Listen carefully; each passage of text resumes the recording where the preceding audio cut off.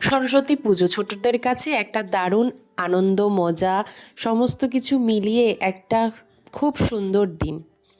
তো আজকে আমি একটা দোয়াতের কাজ আপনাদের সকলের সাথে শেয়ার করছি এবং আমার ছোটবেলার কিছু স্মৃতি আপনাদের সাথে শেয়ার করব। ছোটবেলায় আমি বেশিরভাগ সময়টাই আমার মায়ের সাথে সরস্বতী পুজোয় ঘুরতে বেড়াতাম। আলমারি থেকে সব থেকে সুন্দর শাড়িটা আমি বের করতাম যে আজকে আমি পরবো বলে। ছোটবেলা থেকে আমার শাড়ি পরতে খুবই ভালো লাগে। তো আমি সেটাই করতাম যে আলমারি খুলে একদম সুন্দর করে সেজে গুজে শাড়ি টাড়ি পরে স্কুলে যেতাম। ওখান থেকে প্রসাদ খেয়ে আমি আবার মায়ের সাথে বাড়িতে ব্যাক করতাম।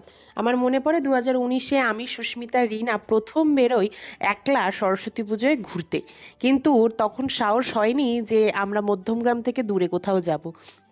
তো আমরা এপিসি কলেজের ওখানে ঘুরে চলে আসি।